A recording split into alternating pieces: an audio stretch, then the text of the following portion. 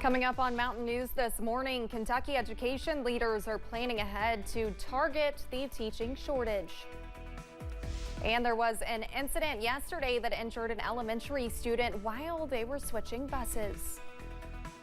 Dedicated to Eastern and Southern Kentucky, this is WYMT Mountain News This Morning.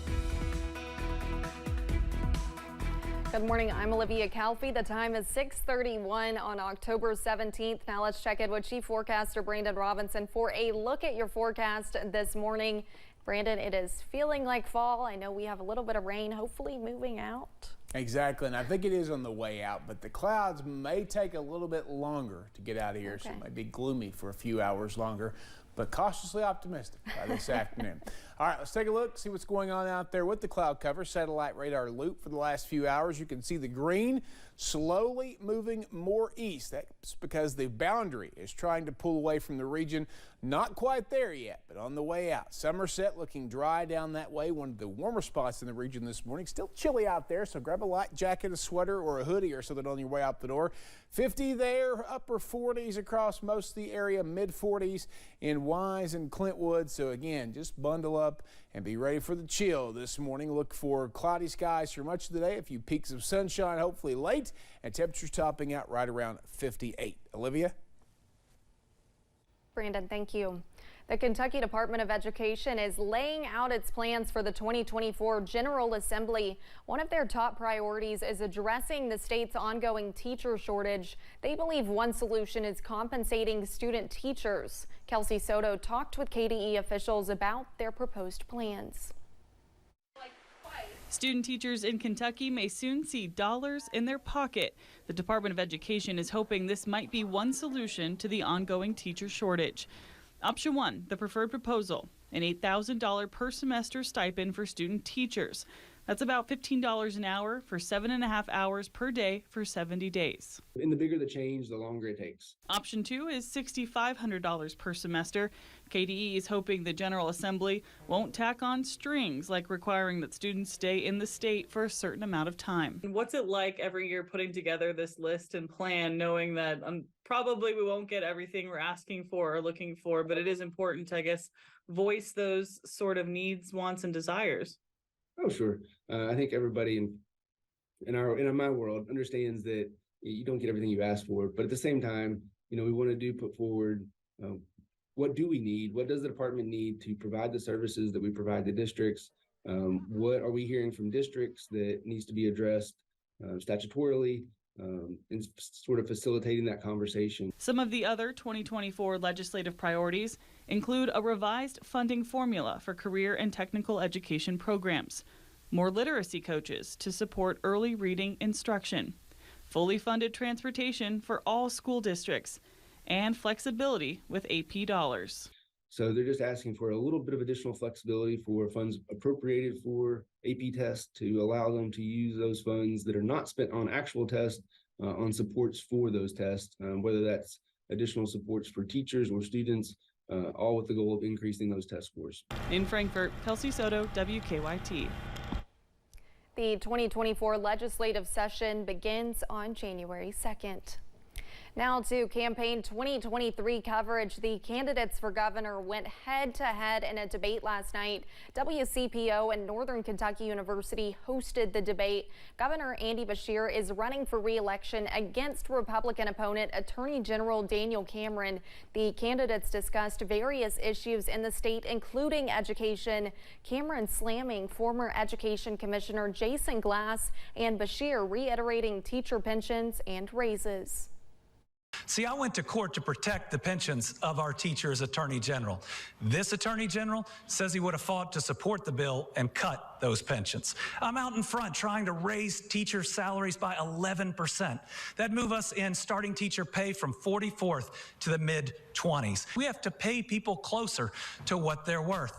The one that just resigned has displayed open hostility to our hardworking teachers. For instance, he went in front of the General Assembly and said that if any teacher does not embrace the far left ideology coming into our classroom, in the midst of a teacher shortage, his commissioner at the Kentucky Department of Education told those teachers they should just find another job.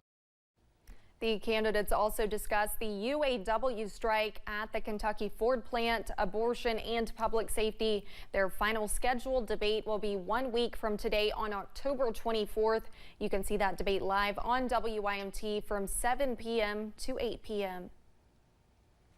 One Beaver Creek Elementary School student is injured after being hit by a car while switching school buses in Knott County. The incident took place just after 4 yesterday afternoon near the intersection of Kentucky 7 and Kentucky 582. Knott County School Superintendent Brent Hoover says it happened when students on one bus were transferring to another bus. So students were transferring from one bus to another bus with their stop sign out, and a car came along behind the bus and couldn't stop, slid around that bus and struck another bus that was sitting parked and struck a student. The student was taken to Pikeville Medical Center for their injuries. Hoover said parents were able to take their children home. There is no word on how many students were on the buses and if anyone was charged. In Pulaski County, Somerset police say they arrested a man who fired shots into the air near a middle school. An arrest citation showed Samuel Brown fired shots near his home on Kate Drive last Thursday. He then called police saying he fired several rounds into the air to scare some people off. Officials believe he was under the influence. More than $5,000 and suspected drugs were found during a search of his home with a warrant. A Corbin woman is behind bars after police realized she had multiple outstanding warrants following a traffic stop. 31-year-old Bobby Jo Trett was a passenger in a vehicle when Corbin police conducted the traffic stop Sunday. After officials arrested her and took her to the Whitley County Detention Center, it was discovered Trett was hiding suspected meth. She was charged with trafficking a controlled substance and promoting contraband. Officials with one West Virginia fire department believe someone started a fire on purpose this past weekend. Crews from the City of Logan Fire Department responded to the call just after 10:30 Saturday morning on Route 10 heading toward West Logan. When firefighters arrived, they found flames coming from one side of the abandoned commercial building. No one was hurt and crews were able to put the fire out quickly. They are treating it as an arson case. 6 volunteer fire departments in Breathitt County were recently awarded a large grant from the Department of Homeland Security. The grant helped provide radio equipment needed for all volunteer department firefighters to help them better respond in emergency situations. Watts County Volunteer Fire Department Chief Tim Osborne says this will allow them to communicate countywide and beyond in any situation. This new communications equipment will allow us to be better responders and communicate with each other on the fire ground during brush fire season, which we're right in the middle of now. We'll be able to communicate with the dispatch center and hazard more reliably and safer and keep our folks safe and make sure everybody goes home. Osborne says they cannot thank the Kentucky River Area Development District enough for their help in writing the grant. The Middlesboro Police Department is collecting coats to provide for elementary school kids during the winter. Since September 28th, Sergeant Nicholas Capps and Patrolman Bucky Harris have been hosting the station's first ever coat drive. Capps says they came up with the idea after wanting to do more than just their toy drive. Me and Bucky came together and tried to form something up aside from Cops for Kids, which is kind of toy designated. We want to do something more for the community, so Bucky came up with a nice coat drive.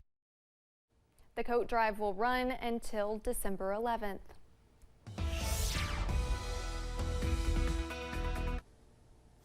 .640 here on this Tuesday morning. Now it's 6:40. It was rolling up on it, but you see, as we see a little light traffic on Jenkins Mountain going into Southwest Virginia, there's also a little bit of fog up there this morning. So again, be careful of that. Take it easy out there. And some of those border counties starting to see some fog form.